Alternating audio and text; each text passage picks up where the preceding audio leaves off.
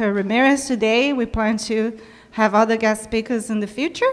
So be in touch with us. If you want to be part of the WhatsApp group, also that I share recipes, and we share also the book reading that we are doing on counsels on diet and food, come to me and I can add you to that group as well. So now Dr. Ramirez is going to continue with his two-part presentation. So with you, it's the time now. Thank you very much.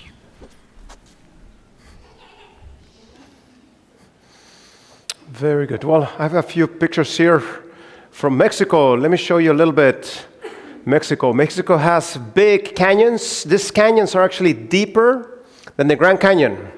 Grand Canyon is more popular, but this is way, way deeper. There's a train ride you can go and take next to it. And it's called the Copper Canyon. There's many volcanoes, many of them still active down there. Very fertile land, lots of things that are cultivated there. And these are the cenotes, these formations that when water comes underground, it dissolves. In Florida, they have a few of these. There's many deserts in the northern part of Mexico. This is the resort town of Cabo, beautiful place. Lots of Europeans come here to spend their winters. This is hot springs. You can go and take a look at the valley there at the same time that you are enjoying the hot springs. And this is close to where I grew up. If you notice, there's no trees, okay? Where I grew up, there's not too many trees. It rains like 20 days in the whole year. You don't have to worry about the grass and these type of things, you know. It was not much greenery there. Look at this beach. This beach is called the Hidden Beach. And it's a very interesting phenomenon that happens there. Only few people are allowed to go there at a time. So that's this famous hidden beach. It's something else, isn't it? And this is where I grew up. If you notice, no trees, okay? Yes, there's some trees around there, but not too many, okay? What we have plenty of are cactus. That's what grows there, plenty of those cactuses. These are the biggest crystals in the world. They're found down in a mine down in Mexico. And out of this plant, they make a very dangerous poison by the name of tequila. Avoid it. It's not good for you. Okay, tremendously carcinogenic. And this is the tallest mountain in Mexico, 18,490 meters above the sea level. These are some of the other deserts in the northern part. And look at this water. It's a special algae that changes the color of the water. And this is a oasis town. So it's a desert, and then suddenly becomes nice and green there because of the oasis. It's actually many retirees, many expats that live there year-round because the weather is very nice the whole year. And this is a special phenomenon. All the butterflies, monarch butterflies from Canada and America migrate down to this forest in Mexico. So you go there and there's millions and millions of butterflies there spending their winters. And this is one of the active volcanoes. It's not like sending lava all the time, but once in a while it starts sending some plumes there. And this is a volcano that you see as you are coming into Mexico. As you're landing, you can see this volcano. Let's see if you can say the name. The name of this volcano is called the Popocatépetl. But you can call it the short name, the Popo. That's how they call it. Very good. So let me share with you a few more tweets. This one, these two studies showing how exercise makes you more happy than money. Here you are killing yourself, trying to work extra time. Better buy yourself some comfortable shoes, isn't it? It'll be better for you.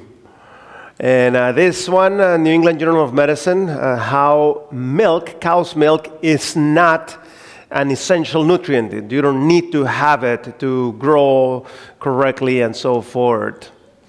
And this other one, you'll see about the inflammation, how it reduces motivation, one of the negative effects of having inflammation in your body. And this other very interesting study, how many of the new medications actually have small benefits. They're just very expensive, but there's usually a generic medication that does the job. So that's why pharmaceuticals are busy trying to convince you. Ask your doctor about such and such medication. Have you seen those ads? Trying to convince you to buy these new medications that actually have small benefits. Good old generic usually does the job.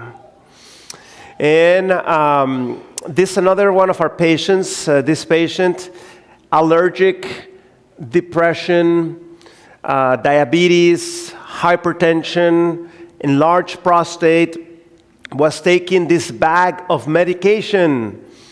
And we helped him stop all those medications. And we did the mathematics. This patient is saving $53,850 a year of medication he no longer needs to take. Isn't that the down payment you needed for your new house? No? Okay. So not only your health improves, your pocket improves as you make those right lifestyle changes. So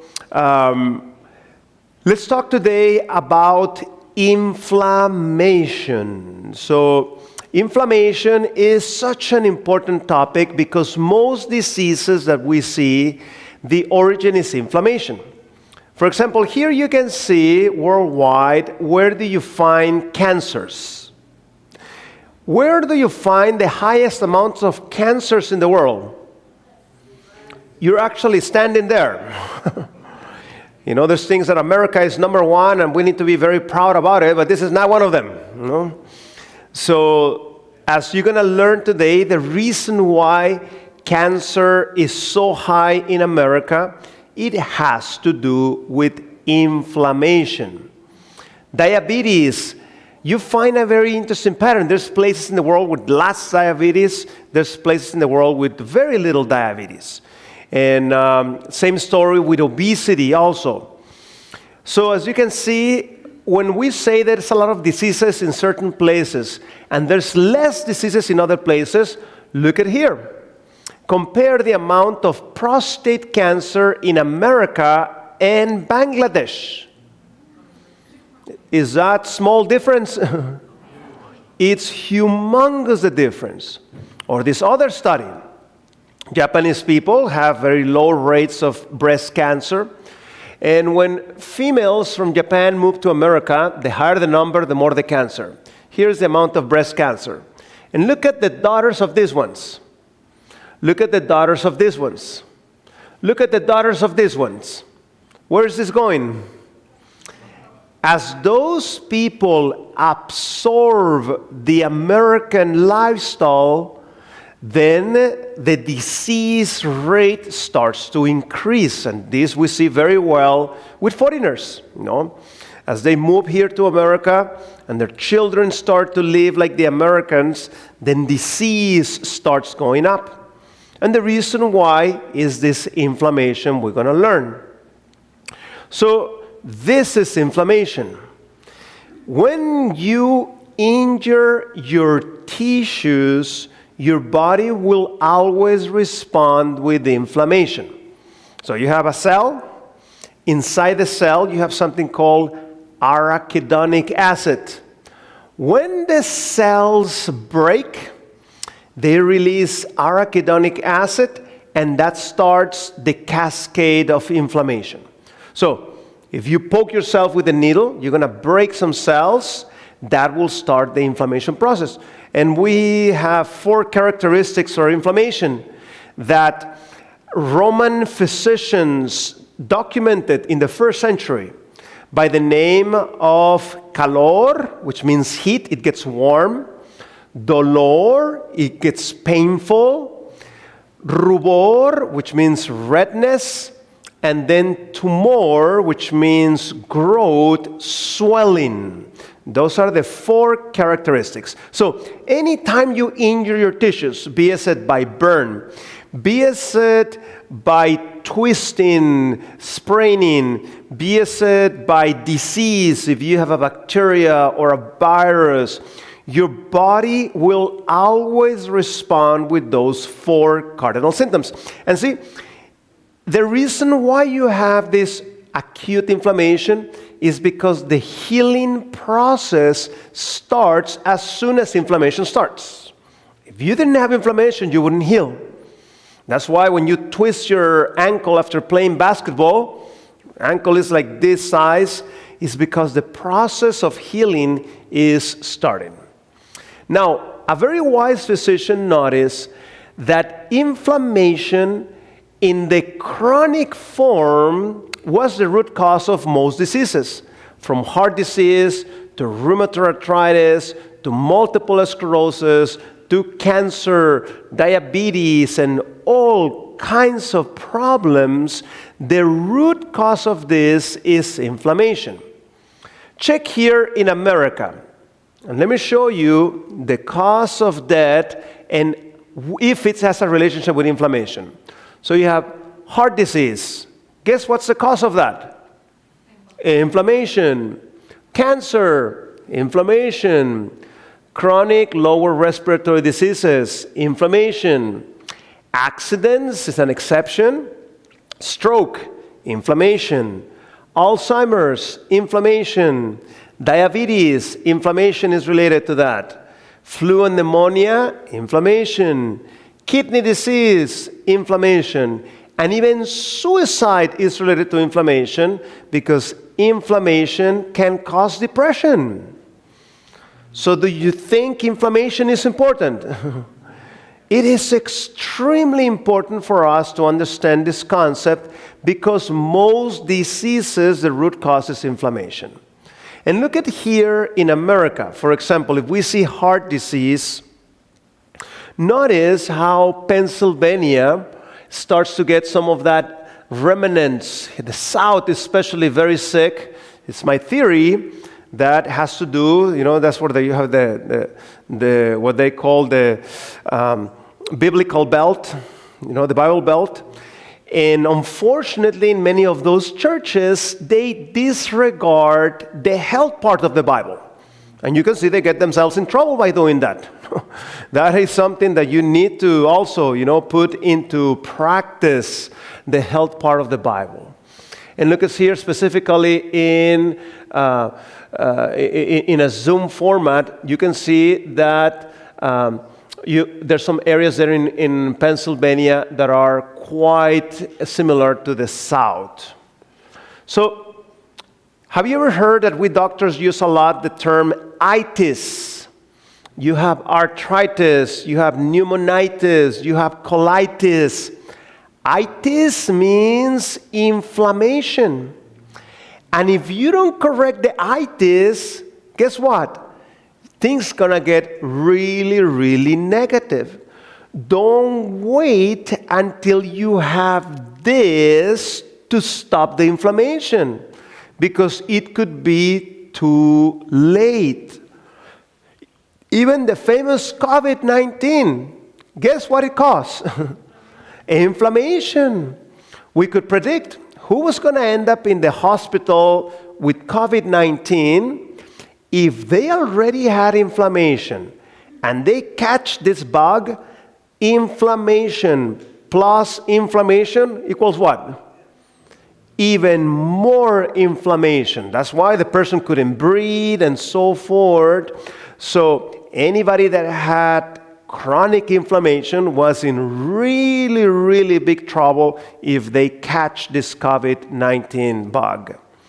So here is the problem. Notice here the relationship. It says here, I have this book at home, that inflammation is caused by what? By the way you live. And this is what causes chronic disease.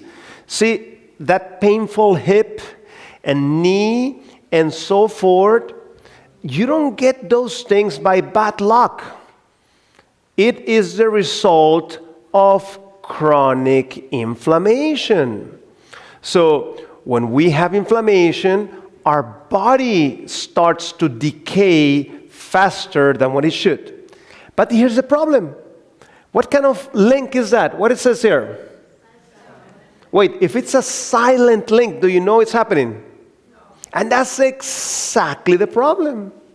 See, most people can have chronic inflammation and they don't realize it because it doesn't hurt. Maybe you feel that your energy is less than usual. Maybe you feel your head a little bit cloudy. That's sort of a few symptoms of chronic inflammation. Other than that, you don't have symptoms. And that's the problem. They think that everything is okay, but they don't realize that inflammation is literally destroying them. Look at how Time magazine calls inflammation the what killer? The secret killer. And it says there, the fires within you that start to destroy and start to shorten your life. So this is how I explain it to my patients. You know, here in Pennsylvania, as you're very well aware, it's a very good idea to have one of these things, isn't it? Because things get really cold here. But the fire, it's supposed to stay inside there, yes or no? What happens if I take wood and I start putting wood on the fireplace and wood, and the wood starts to pile outside of the fireplace? What's going to happen? Disaster is going to be the result. That is chronic inflammation. The fire is going outside where it was supposed to stay.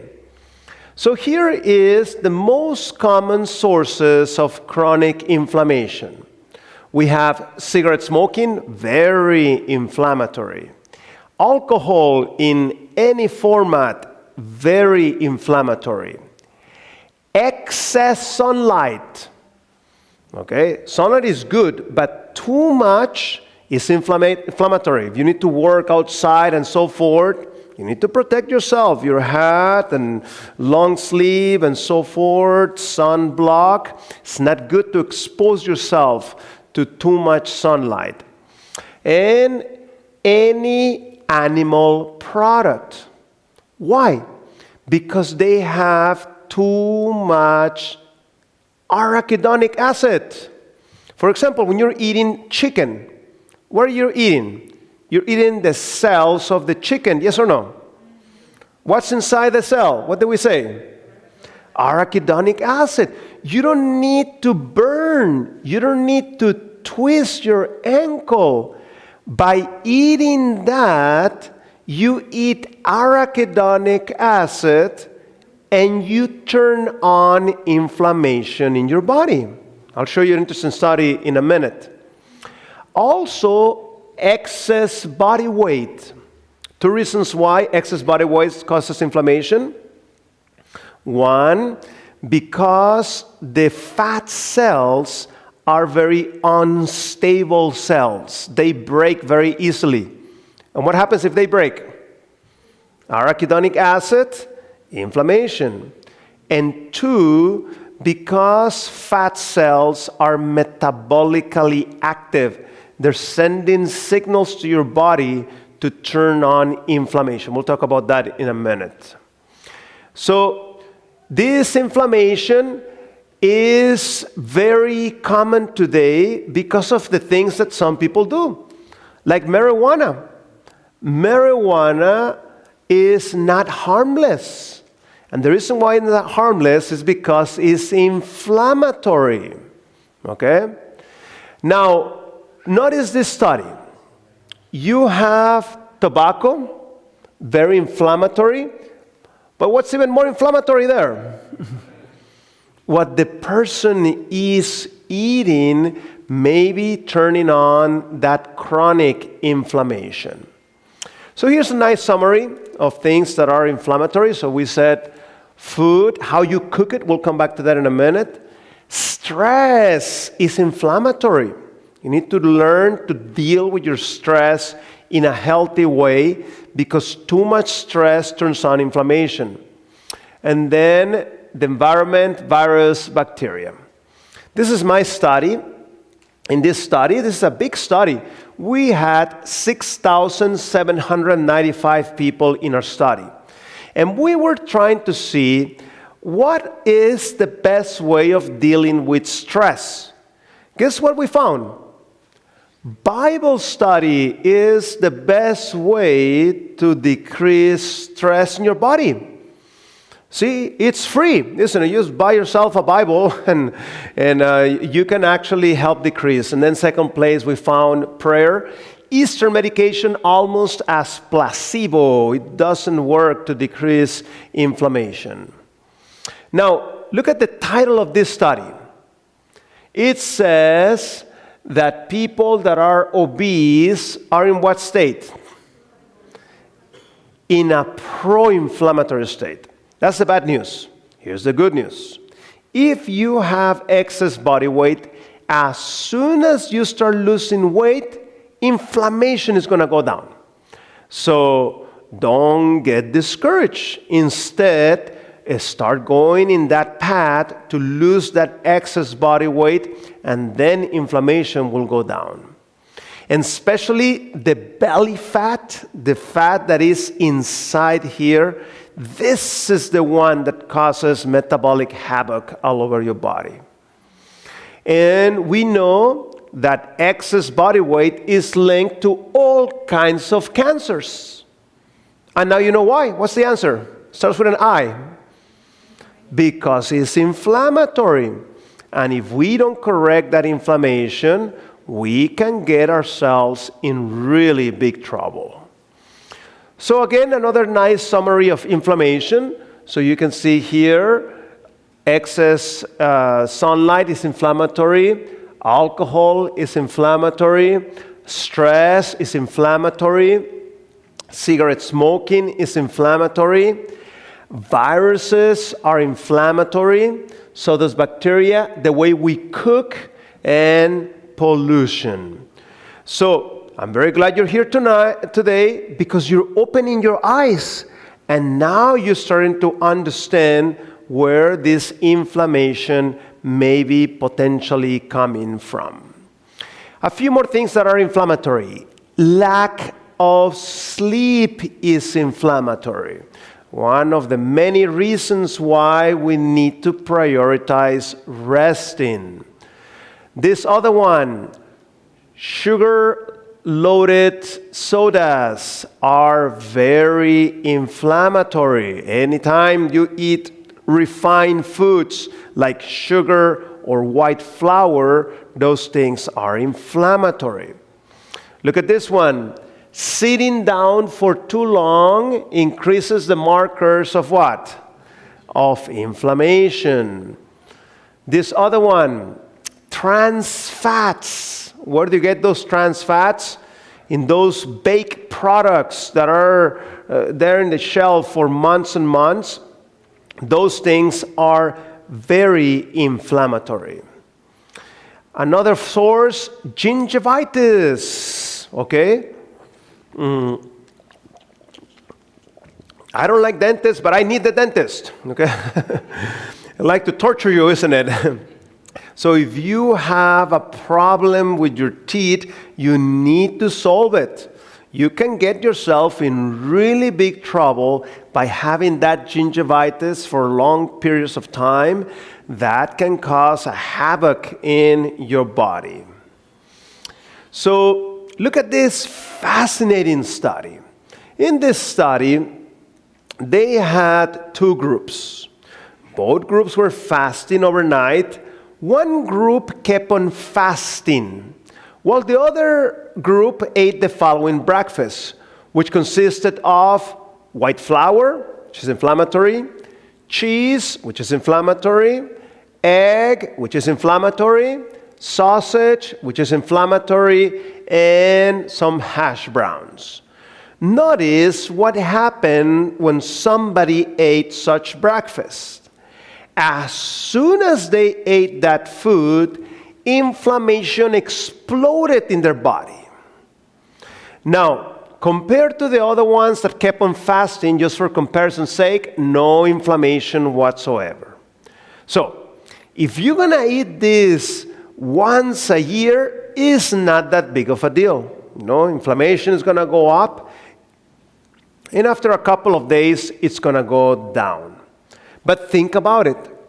Inflammatory breakfast, inflammatory lunch, inflammatory supper. What are you doing?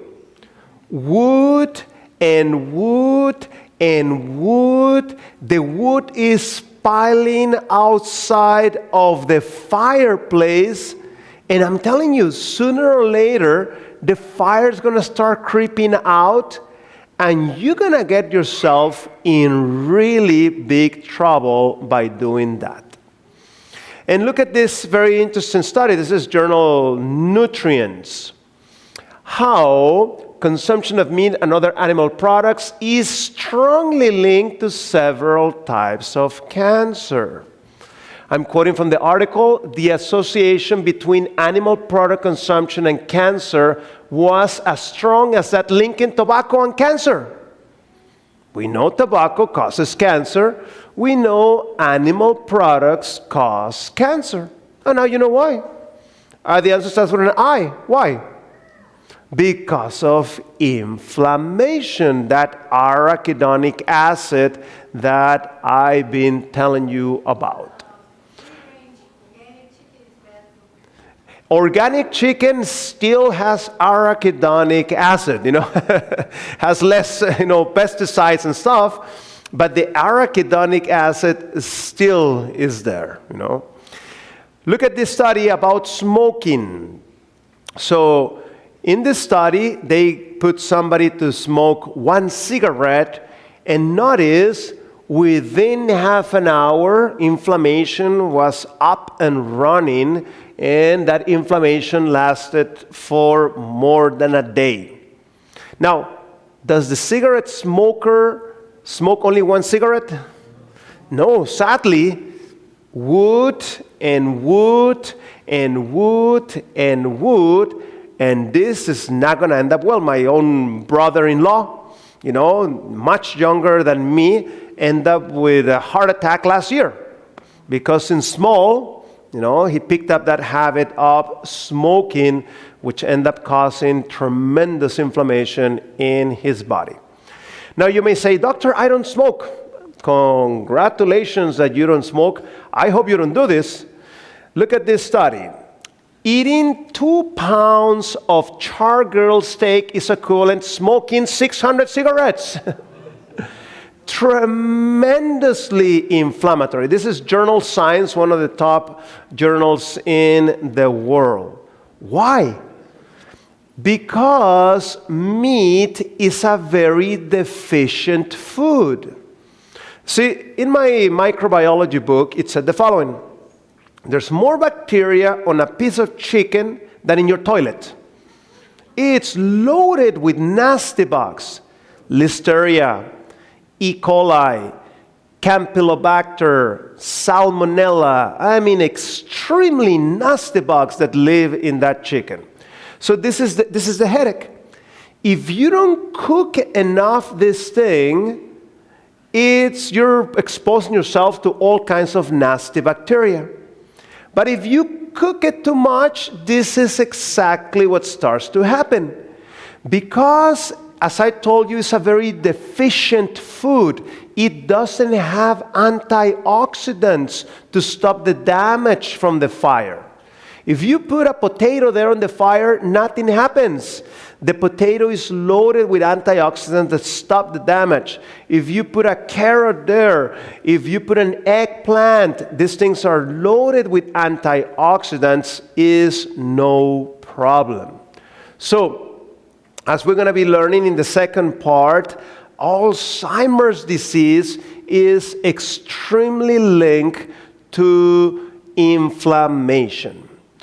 And look at this very interesting study. This study was trying to see what is causing most of the deaths in America.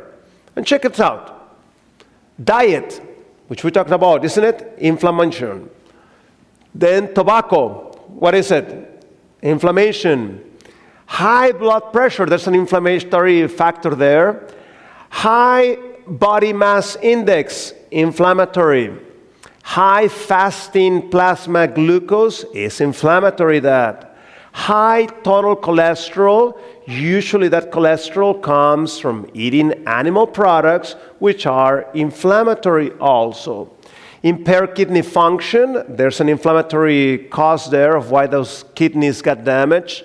Alcohol and drug use, they're inflammatory. Air pollution is inflammatory. And low physical activity is also inflammatory. When you do exercise, inflammation decreases in your body. So can you see why this is such an important topic? See, we are shedding years from our life if we have an inflammatory lifestyle. And that's why we need to make the right changes so that we can avoid this inflammation. As I tell my patients, is as a polar bear. If you go to the North Pole and you see this polar bear, you may say, oh, poor bear, it's too cold here. Even though the bear is having a grand time there, woo, it's nice weather, he says. What if you say, well, I know of a desert, maybe I'm going to bring the polar bear to the desert. You think the polar bear is going to like it? You're going to kill the polar bear, isn't it, for bringing it to a place where he was not designed to live. And this is one of our biggest problems in America. We are like the polar bear in the desert.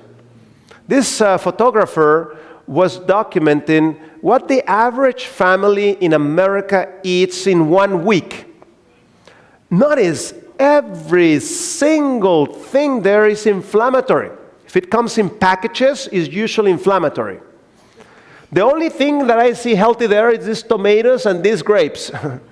Other than that, every single thing there in the picture is inflammatory.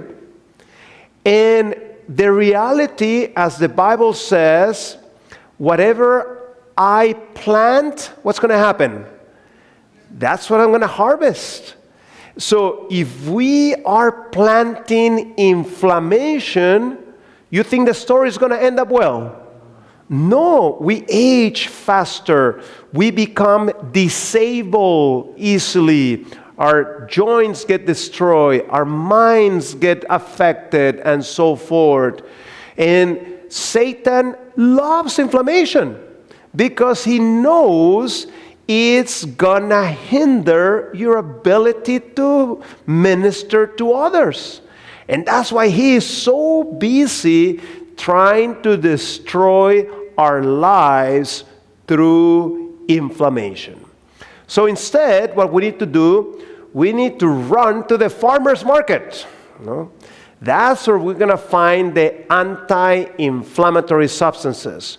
So our diets should consist of plenty of fruits, plenty of vegetables, legumes, cereals, and nuts. All of them have different properties. And the principle is spices that are not spicy. If they're spicy, they cause irritation. And if it causes irritation, what's going to cause? Inflammation. As long as it gives flavor, it's okay. But if it's spicy, it's irritating. And one spice that we need to be using every single week is turmeric. Go to the internet and find recipes. How do I cook with turmeric? Okay? It is the most anti-inflammatory spice that exists. So every single week you need to be eating some form of turmeric. So, this is the story. There's a battle. There's things that cause inflammation. There's things that stop inflammation. Do you see all these names? These are substances that are naturally found in vegetables. So the question is going to be, who is going to win that battle? Are you going to let inflammation win the battle in your body? Or are you going to let the anti-inflammatory agents win that battle? And to me, it's very interesting that from the very beginning, in Genesis 1, it says there, I give you every seed-bearing plant on the face of the whole earth, and every tree that has fruit with seed on it, they will be what? Your anti-inflammatory foods. From the beginning, God gave us the keys to start winning the battle against inflammation. But it's funny, as time goes on, the farther and farther that we go from the Garden of Eden lifestyle, isn't it? So we need to go back to that lifestyle that God gave us, because the keys to win the battle against inflammation are there.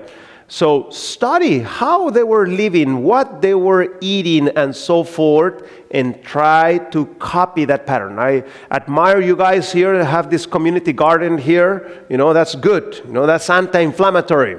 The fact that you're working there with the dirt and so forth, it has multiple benefits for your health.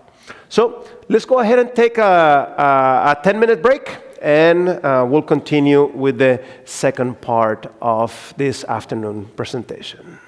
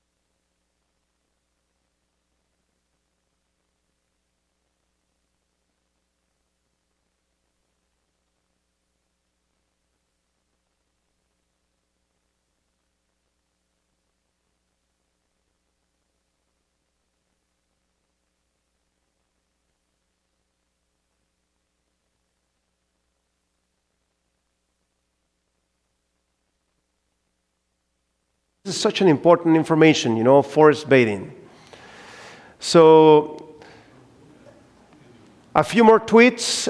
This one, how music lightens up your brain. It's good to hear good music, stimulates your brain. And this other study, this just came out, the last few days. This one showing how if you live in a place that is green, it can have all kinds of beneficial effects on you. So if you don't live in one of these places, at least you should find something like that you can go, for a walk or something in that type of greenery. And this other one, very interesting, how we have this process that starts the aging of the cells. Your cells start to become older when this process starts. Guess what? When you do exercise, it stops that senescence, that turning on of aging. So you're actually, stopping or decreasing the speed at which you age when you do exercise. See, one of the many reasons why you guys should do exercise. In fact, you guys live in one of my favorite spots here of Pennsylvania because I love to go walking whenever I'm in the area to this Valley Forge. I mean, it must be like 15 minutes from here or something, isn't it? Yeah. I love that trail there. You go through the forest and so forth. So, man, you're blessed here to have Valley Forge next to you. I mean, that's more than an hour drive if I want to go to Valley Forge. And this other study, how when you sleep and you are in deep sleep, that's when the brain removes the waste products from your brain. So you need to have that type of deep sleep for that cleansing mechanism to turn on in your brain. And this other one, how the closer you live to the ocean, the better your mental health. So that's something good. I grew up in front of the ocean, so yes, I know about the advantages of living next to the ocean. So again, all those things you find in that Twitter account and many, many, many more. So let's talk about dementia this afternoon. So dementia, we're starting to change the way we think about medicine. Before, medicine was in a linear paradigm. You had somebody with certain symptoms, you made a certain diagnosis, and then you gave a treatment, and then supposedly they were supposed to get well. But the funny thing is that there's some group of people that don't get well because we're violating the way that things work. Now medicine is changing. Medicine is changing in what is called personalized medicine. And the idea behind this is that we're all different from each other. We have different cultural backgrounds, educational backgrounds, genetic backgrounds, and so forth. So we're understanding that it's not a one-size-fits-all type of thing. You need to customize it based on the person in particular you're trying to help.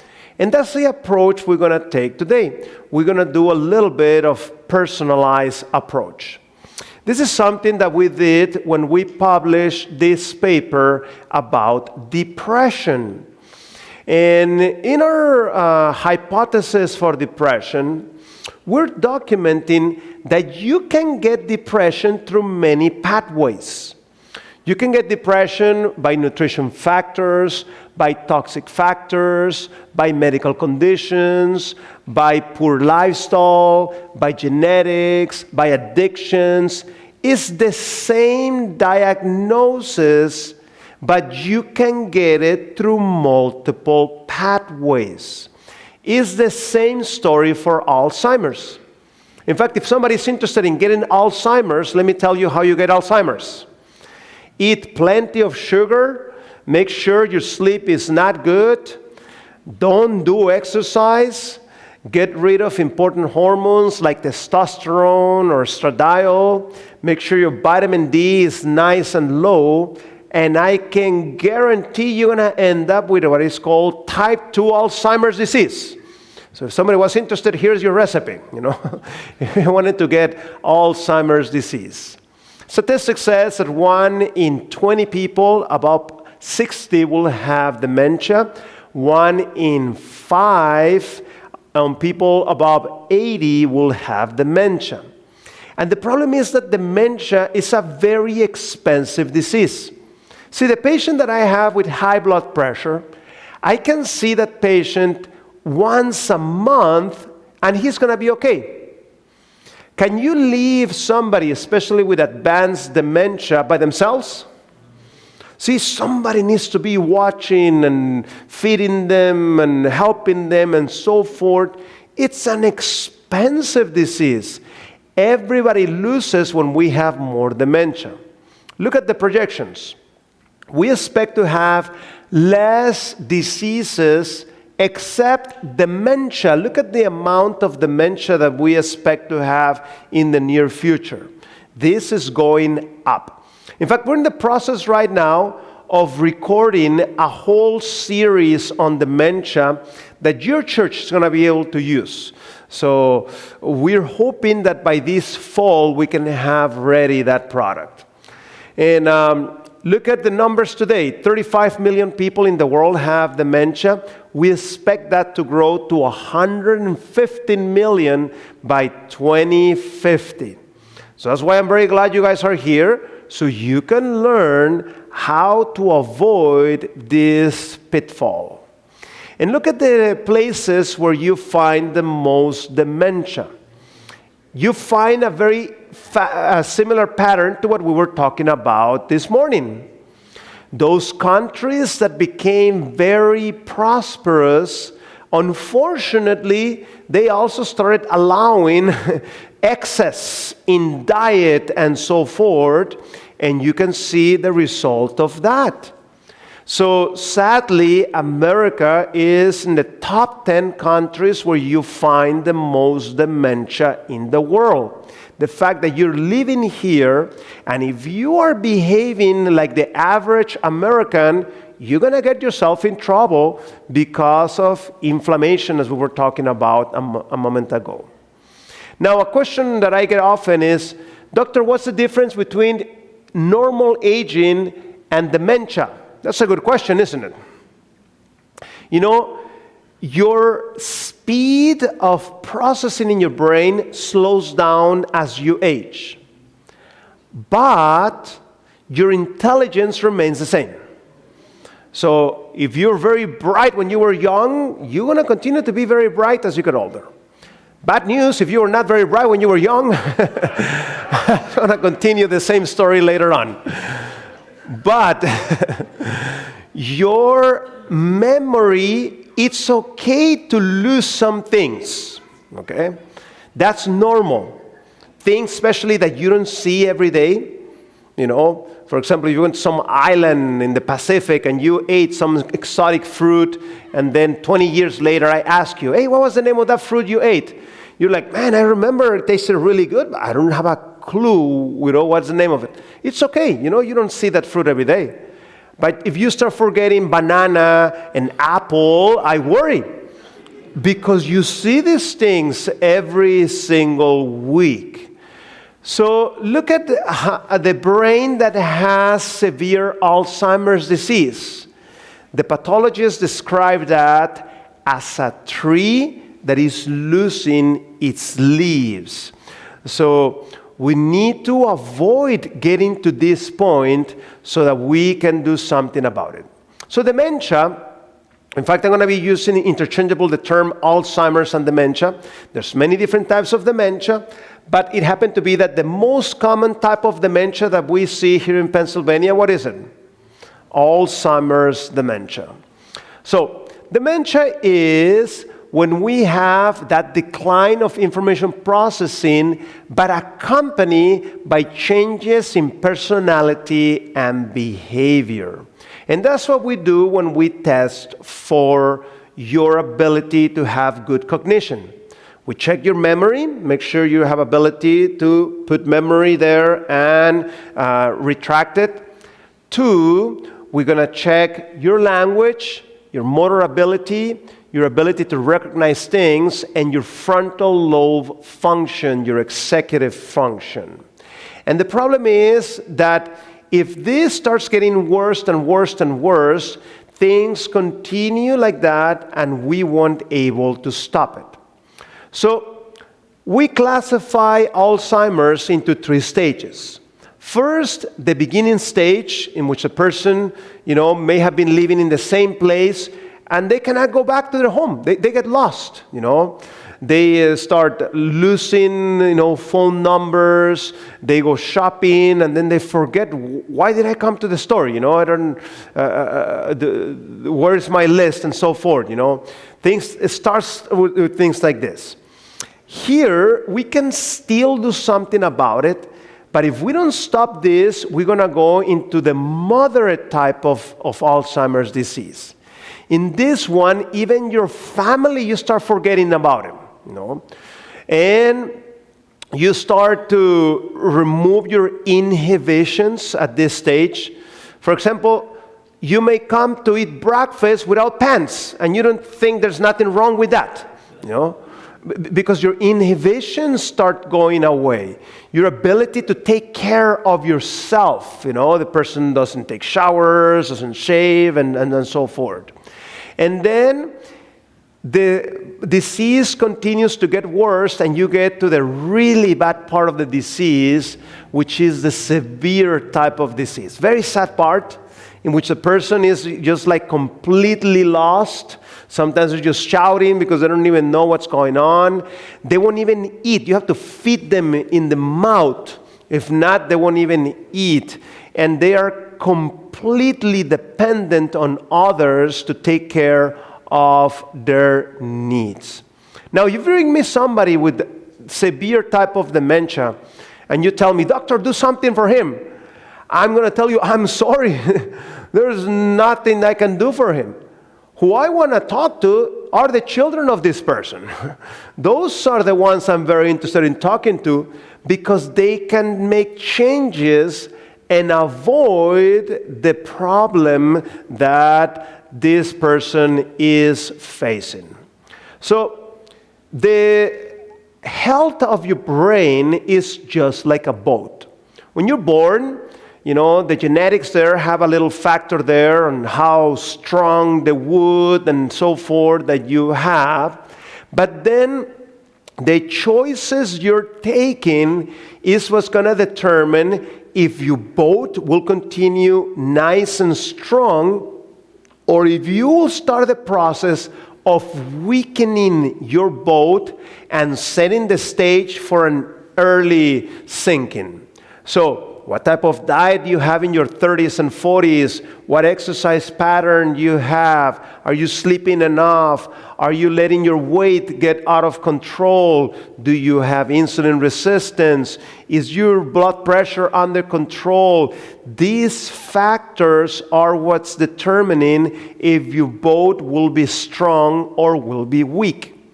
By the time you reach your 50s, that's when you start to see some of the cracks in the boat very clearly start to form.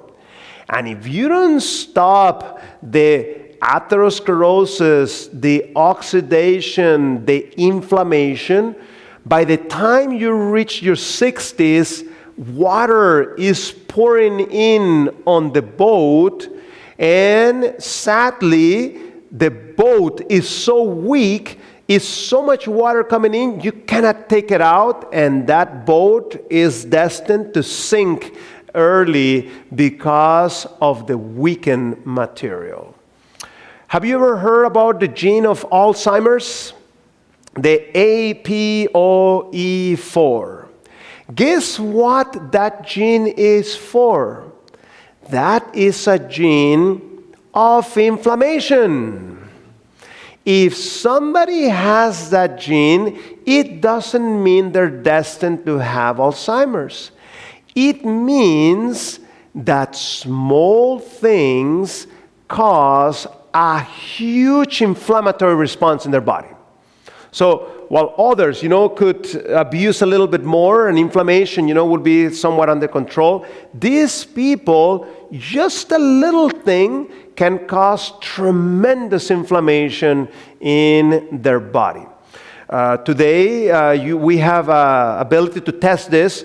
For example, this genetic testing, like the 23andMe, this thing, you can ask for them to check this dementia gene. I actually did it myself. Thank God I don't have this gene. But here's some stats. Look at the stats. Depending on your genetic background is your risk that you may potentially be carrying this Alzheimer's genes. So as you can see, African Americans are the ones at higher risk for potentially carrying this gene in them. So if you think about that gene, think about like a precipice. It just means you're really, really close to the precipice. What should you do if you're close to the precipice? You need to walk back as far as you can because you're in big risk, of falling over there. So here's a very nice paper from the journal Lancet, and what things increase the risk. So you can see the Alzheimer's gene is only 7% increased risk. Then you have less education. It's a factor. Can you do something about this? Yes or no? Yes, you can sign up for community college in your 60s and your 80s. You need to challenge your brain. If you didn't have opportunity as small, well, now take advantage and challenge your brain. Then losing your hearing, hypertension, obesity, smoking, depression, physical inactivity, social isolation, diabetes. Now, here's the interesting thing. Some people, as they age, their arteries look like this. Some people, at the same amount of years, their arteries look like this. What makes a difference? Bad luck? The way we live determines if we're going to stimulate the process that clog our arteries or if we stimulate the process that cleanses our arteries. Same story happens with the cells that destroy your bones. Some people, as they get older, their bones become very weak because these cells that destroy the bones are stimulated. At the same time, there's people that have nice and strong bones even though they're getting older, because they're stimulating the process that stimulates the growth of the bone. Same story happens in your brain. You have some processes that stimulate the connections between your cells in your brain, and there's some processes that stimulate the destruction of the connections in your brain. And here you can see it. There's a process called the APP, which is driven by, guess what? Inflammation. When inflammation is on board, you're stimulating the destruction of the connections between your cells. Now you may say, well, doctor, the other day I went to McDonald's and ate a hamburger. How come I didn't forget anything? Well, because you have billions of connections. But keep it up. Keep going there day in and day out. And what's going to happen? You're going to be destroying so many of those connections, you're going to start seeing a very negative side effect by doing that. So here are the causes of dementia. So you have what is called the inflammatory. Now you're an expert on that. We just learned about it. Anything that causes inflammation can cause type 1 dementia. Okay? Then you have the atrophic. This happens when you have lack of certain hormones that you need to have good mental health. No low thyroid, low testosterone, low female hormones. There are certain females are going to need some hormonal help. Not all of them, but some females. This is something that you need to have that conversation with your expert. Then you have the glycotoxic. People that have insulin resistance are at risk for this type of dementia. Then you have the toxic. Exposure to toxins can also trigger Alzheimer's. And then you have vascular and traumatic. The reason why they have the same number is because it's the same cause. So, for example, when your arteries start to clog in because of atherosclerosis, less blood flow arrives to the brain, and that triggers that problem. Or if you have a significant fall, you hit your head really hard, your brain bounces inside of your skull, and you literally break blood vessels from doing that. And it causes the same problem because less blood is going to be arriving at the brain. So let me share this clinical case. This patient, she was working as an executive secretary, and she was having a hard time keeping up with all the appointments and telephones and so forth. She has lived in the same place for a long time, and she has a hard time arriving to her home. So what she did, and we're going to learn tonight, is she started identifying the causes of her dementia and started reversing those causes. And she started feeling better than in years. Her memory came back, she was functional again, and so forth. She gets a stomach flu, and she gets off the program. Start eating comfort foods, no exercise, alcohol, and these things. And her memory problems started creeping in a few weeks. That scared her off to went back to her old lifestyle. And by the time that they published this, by the age of 70, when she's having a good lifestyle, she doesn't have a single symptom of dementia. So as you can see, when we start this process in the early processes, we can stop this problem from continuing. So this is the way that I like to explain it to my patients. Think like a roof that has 36 holes. What happens if you just stop one of the holes and you still have 35? What happens if it rains? You're gonna get nice and wet.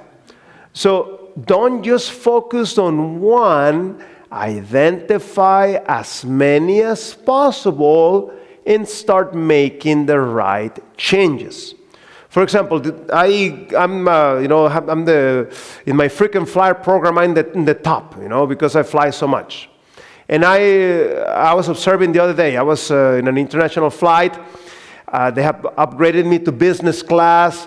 And then the man next to me, I think he was very worried about dementia because he was doing all these Sudoku and crosswords and so forth, which I'm not against those things. If you want to do them, go for it, So here he is, trying to close one of the holes.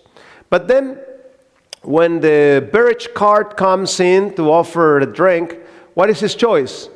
Wine. That's the wrong choice if you want to have good cognition. Then the meal cart comes, and what's his choice? Chicken.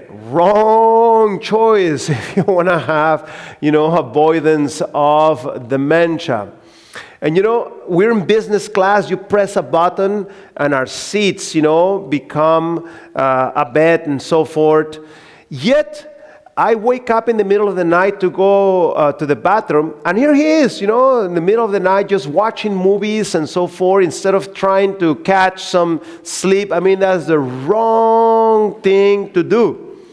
So, can you see the problem here?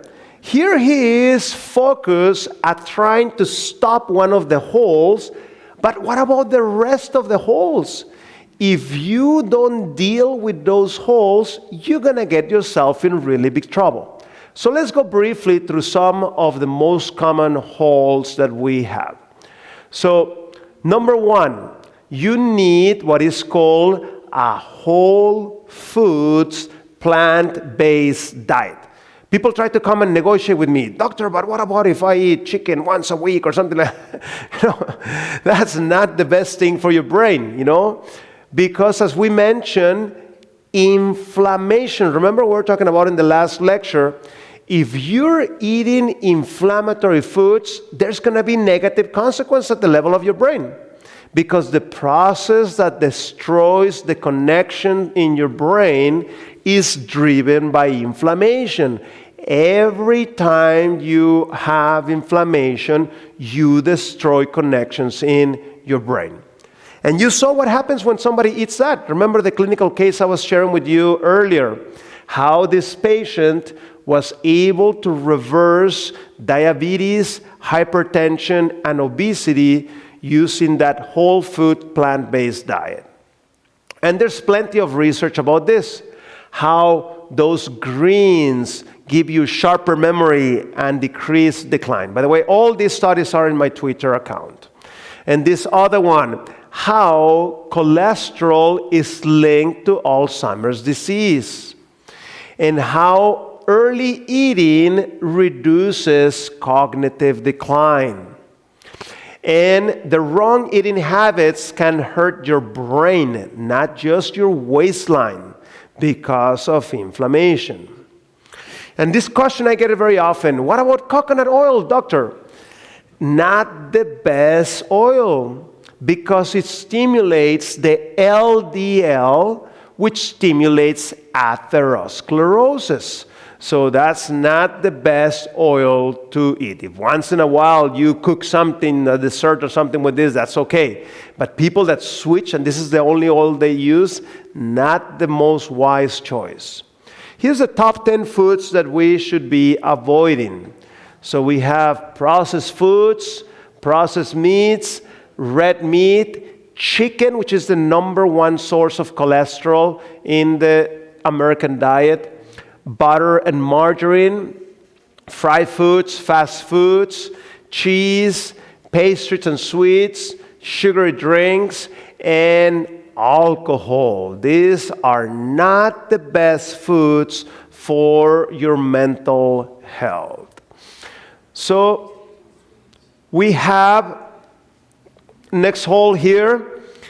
Ideally, especially if you have the Alzheimer's gene or you have family with dementia, I would encourage you to switch to a 2 meals a day program. I eat only two meals a day since 1997, and I love it, So when you have that ketosis, especially between supper and breakfast, that 12-hour fasting period, that ketosis actually, as this paper was documenting, your brain nerve cells start to repair the DNA when you are in that type of 2 meals a day program. So if the DNA is not repaired, the cell is going to die. And that's why it's so important to repair those cells. Next thing, you need to make sure you're sleeping your 8 hours a night. And that's why you need to prioritize sleep. Look at this study. It was showing that REM sleep, if you have little of that, you have higher risk of dementia. And look at this one. Look at the study. Finish your sleep, else your brain begins to eat itself. Some self-cannibalism happening there when you don't sleep enough. And look at this one. Regularly getting less than 6 hours of sleep a night could cause the same long-term effect as alcohol abuse.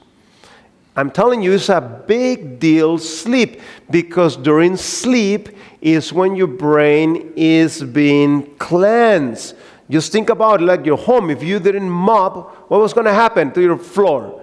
It's going to get all sticky and yucky and so forth. That's what happens in your brain if you are not sleeping enough.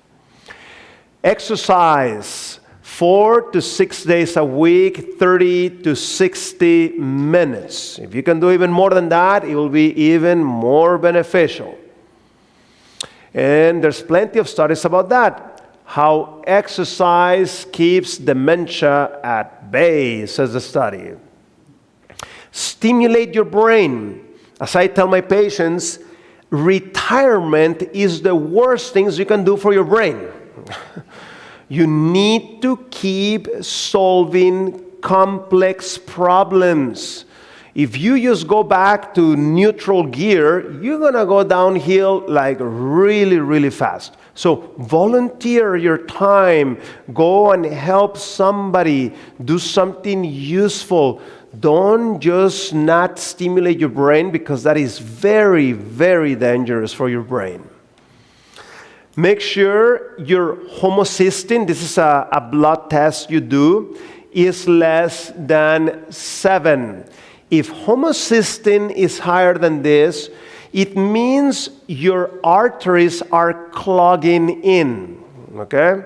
So you don't want that. You want nice and clean arteries. And make sure your vitamin B12 is at good level. Low vitamin B12 causes increase of homocysteine. You can be a vegan and end up with a cardiovascular problem if your B12 is not good. So make sure your B12 is good. Ask your doctor to measure your B12, and you want to have 500 or more. There is this marker of inflammation, a blood test. Is called the ultra-sensitive C-reactive protein. And I want that ultra-sensitive C-reactive protein less than 1. That's my goal. Okay? That means that inflammation is nice and low. You can also ask your doctor, doctor, can you measure my ultra-sensitive CRP? Okay? And make sure your hemoglobin A1C, your goal should be less than 5.5. That should be the goal for your diabetes. And then your hormones, make sure that they are well under control and not out of whack. Make sure you have nice social support. That's the advantage of attending to some place like a church, in which you meet people on a regular basis. That's good for you, okay? Those people that are lonely, that's why I'm a little bit very against this Zoom church and this type of thing, because you don't get this social benefit. So you need that contact with human beings. That is something healthy for us. And make sure that you're dealing correctly with your stress. Use spiritual resources. We were showing about that, reading your Bible, prayer, confession, forgiveness. These things are good for you.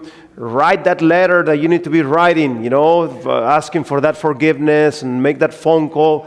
Is good for you to have that less stress. Make sure you're eating your prebiotics and your probiotics.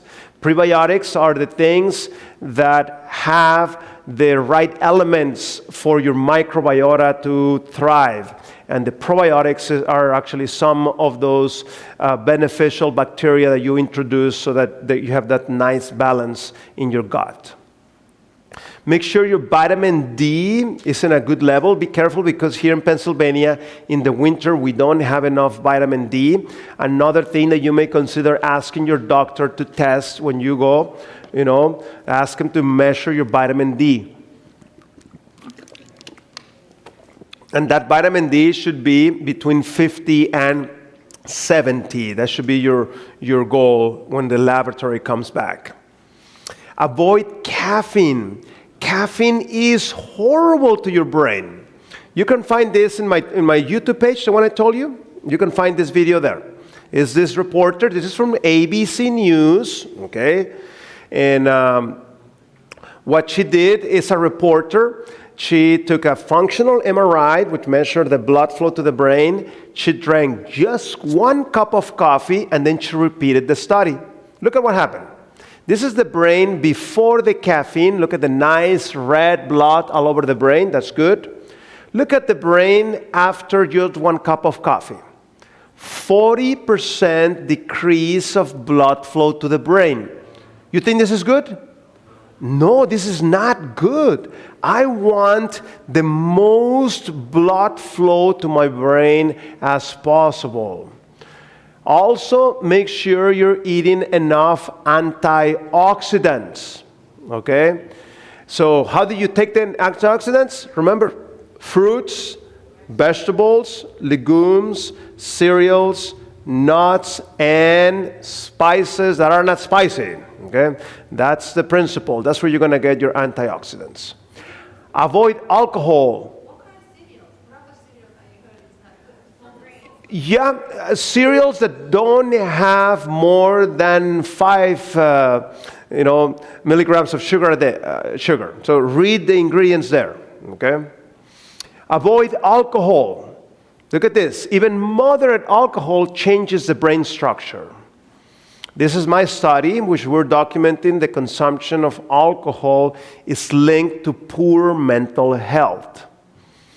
And look at this one. This is a study from France. Largest study of its kind finds that alcohol use is the biggest risk factor for dementia. I'm telling you, alcohol is not good for you. Make sure you're eating enough zinc and copper. How are you going to eat this? With your legumes, okay? You need to be eating 2 or 3, portions of legumes a day, okay? This is a big problem in America. Most Americans don't eat enough fiber. So you need to increase the amount of fiber in your diet. Make sure you don't have sleep apnea. This is a type, that you're breathing, and then you stop breathing. And then, so watch out. This is like really, really inflammatory. It's like eating a steak every day, having this sleep apnea. So go and do an appointment if you're having one issue with this with an ENT. These are the experts, and there's many options. Or lose weight. Many people, as soon as they lose weight, the sleep apnea goes away. Make sure that you are not exposing yourselves to toxic things like mercury, lead, cadmium. For example, this is my study, and what we found out is that consumption of fish was linked to poor mental health. And in this study, I cite another study that says that today every fish has mercury. There's not such thing as mercury-free fish today. Now people say, well, doctor, even Jesus ate fish. Yes, Jesus ate fish, and I've been to the lake where Jesus took that fish. There's a lifestyle center next to that Sea of Galilee. And there's a sign there. It says, don't take fish out of here. Because that lake doesn't have a good source of water, it is evaporating and the toxins are concentrating. So the problem is that we are polluting our lakes, our oceans, and so forth, and sadly those things are coming back to us. In fact, in this study, we were documenting that toxicity, how it affects the mental health. There's another interesting documentary, if you're interested in the topic. PBS, the public broadcasting channel, put out this documentary in which they were showing there's these islands in the north part of England. They're called the Faroe Islands. They are a colony of Denmark. So these are clean people. They're not throwing junk into the ocean and stuff like that. Yet they found that the IQ of the children in the island was decreasing. So they started looking at different factors, what could be affecting these brains of these babies, and the conclusion was very clear. Too much consumption of those sea products was bringing toxicity, especially to the pregnant females and to the babies that were growing up, and it was affecting the brain health of those little babies. Now, the problem with mercury is that the brain doesn't have a way to get rid of the mercury. So the more you eat, the more it accumulates. And it likes to accumulate in your brain, increasing your risk for diseases like Parkinson's disease, like dementia, and so forth. Remember what we were reading this morning? It's going to be a time in which animal products are going to be no longer safe to eat. And that's the question we need to ask ourselves, Are we at that time point in history? That's something that we need to consider. So as you can see, it's not just this or that, rather it's those multiple potential holes that we need to start making those changes so that we can stop those holes ASAP. So early in life, make sure that you deal with inflammation, with oxidation, insulin resistance, and cholesterol problems. Last clinical case, 74-year-old attorney starts having problems with memory loss, and his mother had dementia, and he had the gene for dementia. And he started getting the medication for dementia. It doesn't work, so it didn't work for him. And then what he did, he started identifying the potential holes in his roof and started making the pertinent changes. And after 6 months of making those changes, when they went and checked the Alzheimer's test, everything was normal. Now, he had to do a very long trip. And when he went out on that business trip, he pretty much got off all the lifestyle. He compromised on his diet, he compromised on his exercise, he compromised on his sleep, and so forth. And after a few weeks, he started noticing that his memory problems started to come back. That scared him off to go back to that good lifestyle, and by the time they published the paper, he didn't have a single symptom of dementia. So as you can see, there is something that we can do, but we need to do it ASAP. The more you wait, the higher the risk we won't be able to reverse this. Well, let me share one last case. This lady, 49 years old lady, she started having problems finding the right words when she's speaking. She started having problems getting to places. She gets lost very easily. She's dependent on her iPad all the time. And then they mentioned the article how she lost the iPad, and then he was in very big crisis, because then she couldn't do much. And then she's having problems recognizing faces. She knows the person, but she just cannot recognize the face. She was bilingual, and she has loosened the ability to speak that second language. What did she do? She identified the holes in her roof and start making the right changes. And 9 months later, when they check her cognition, everything is completely normal. By the time they publish the paper, she doesn't have a single symptom of dementia. So as you can see, There is hope for this. We need to start making those changes ASAP, and we know that with God's help, we can overcome this problem. So may God bless you. Thank you so much for your attention. And let me take 3 questions, and then we'll close.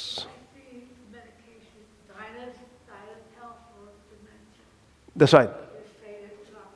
There are 244 published studies about medication for Alzheimer's disease. 243 studies say that there is absolutely no benefit whatsoever at taking that medication, and only 1 study says there's a little bit of benefit, short term, and at the end of the day, the person still ends up with the dementia. So what happened is that people like to take shortcuts. They say, oh, just give me the medication, it doesn't matter what I eat, if I do exercise.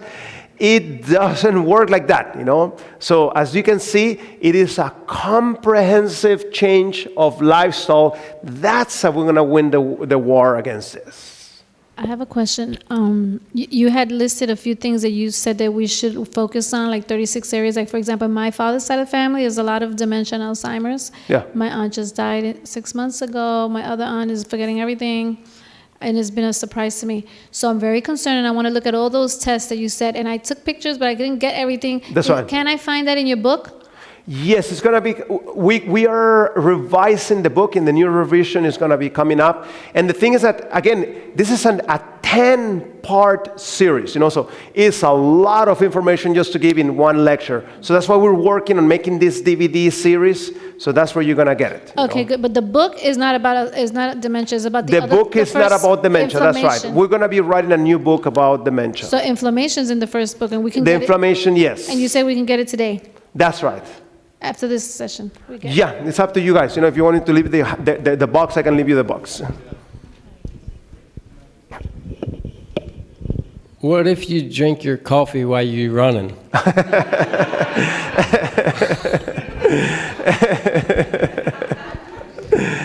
Yeah, so let me tell you this. In lifestyle medicine, if something is addictive, it's not good for you. As simple as that. For example, I never seen somebody addicted to broccoli. That I tell him, if I tell him, you know what, you have an allergy against broccoli, you cannot eat broccoli. Oh, doctor, broccoli, no, don't take it away from me, If you eat broccoli every day, and then you don't eat broccoli for 3 days, you don't get nervous, you don't get, edgy and so forth. But what happens if somebody drinks coffee every day and stops drinking coffee? You start having all these symptoms and stuff. That tells you this stuff is not good for you, So, yeah, that's the issue there with the coffee. In fact, there's a very interesting study I put in my Twitter a few months ago. It was Bristol University from England. They were demonstrating that coffee doesn't give you any type of energy. Coffee just makes you feel normal. In fact, they say that the reason why people drink coffee is because it stops, and this is the term they use, the chemotherapy-like effects that you get by stopping coffee. So unconsciously, you know that if you stop the coffee, that's what's going to happen to you, So what we need to do the cold turkey, Stop the thing. After 2-3 days, the symptoms are going to go away, and you're going to be free, instead of being a slave to that caffeine. So. One more question, though. Is there a danger when you're switching from a non-meat diet to a plant-based diet? That's right. Yeah, no, not necessarily. This is the thing. Meat is also addictive.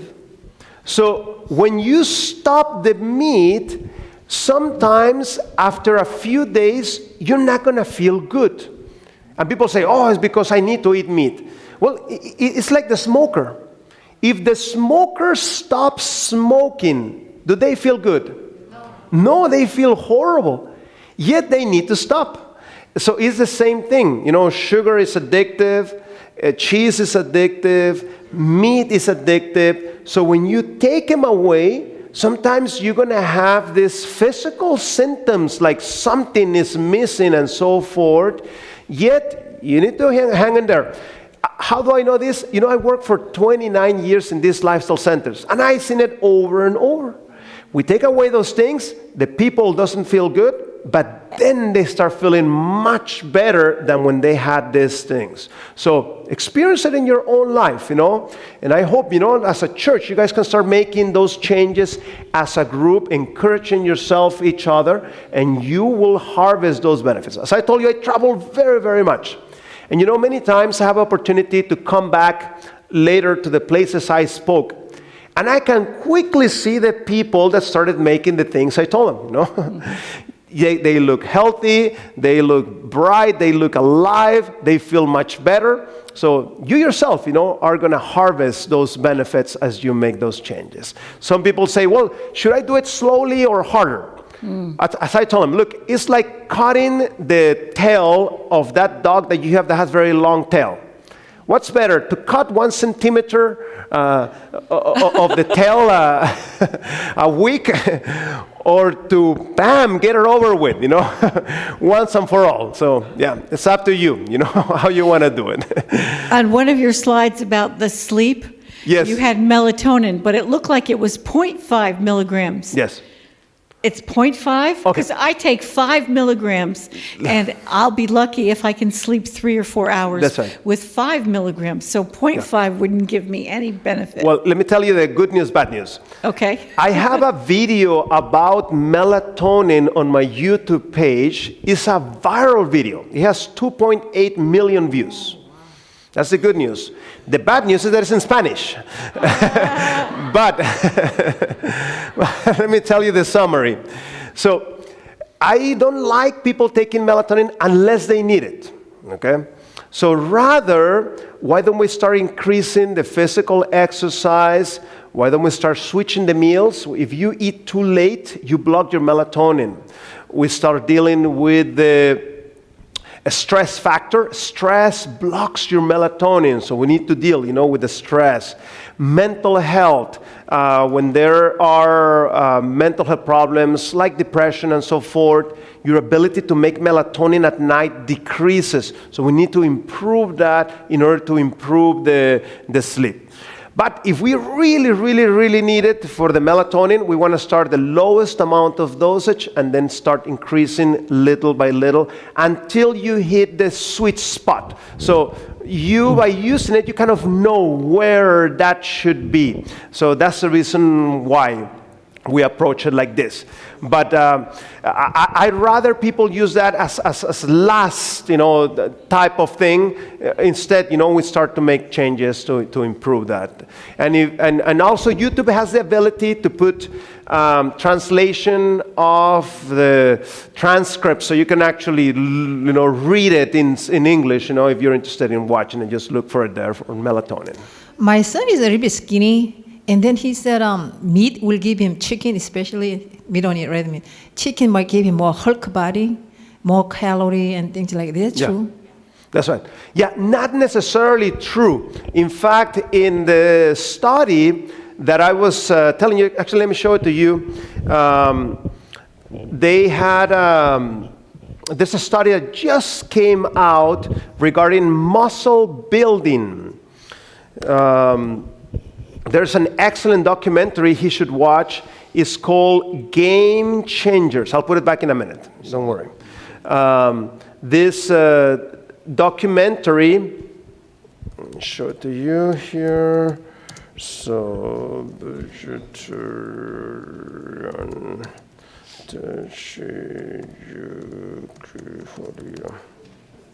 let me show it to you. Muscle. Here. See, this is here in my Twitter. I just put the study there. She's in there, in the playing piano. Look at the study. This is Journal Nutrition. High protein, full plant-based diet results in comparable increases in muscle and strength to exercise compared to high protein omnivorous eating meat. There it is. Very clearly. It just came out. No, this is when I put this thing, I put it like 2 weeks ago or something like that is when it came out. February 26th is when it came out. This is one of the latest studies that came out. So as you can see, there's people winning today, Mr. Universe, they call it the one with the muscles and so forth. They're completely vegan. In fact, the strongest human on earth is a vegan. Is somebody in Germany. He can literally flip a car, and he is completely vegan. So as you can see, you don't need that animal protein and so forth. So if you're interested, Game Changers is called that documentary. Let me see if I can show it to you here. Changers. This one here. Let me show it to you here with the microphone because I need the sound. Can you turn on this one here? And let me unmute this. And we're going to increase the volume here. Okay, very good. It's coming up.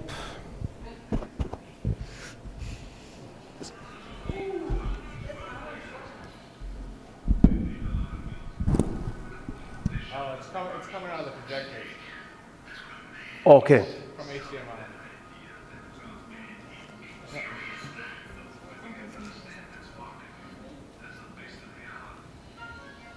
Can you turn it up?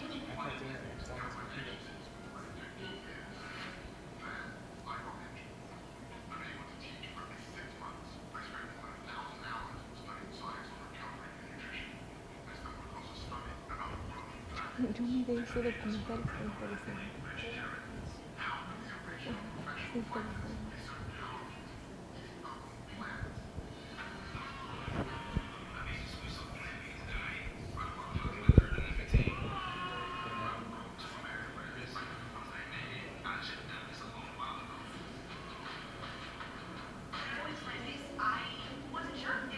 嗯？ Pregúntale a tu mamá.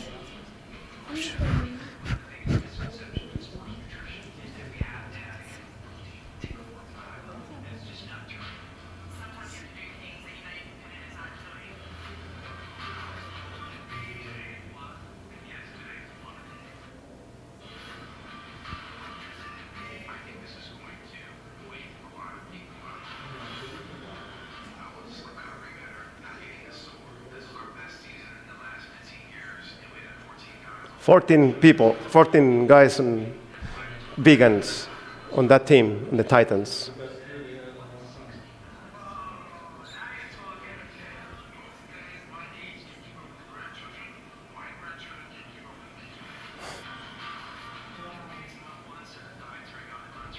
Should be on Netflix.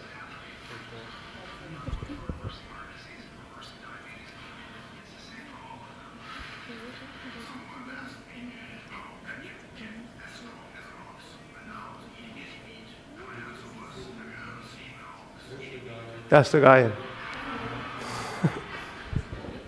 It's a good documentary, The Game Changers.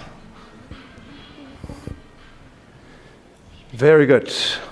Okay. Well, thank you very much.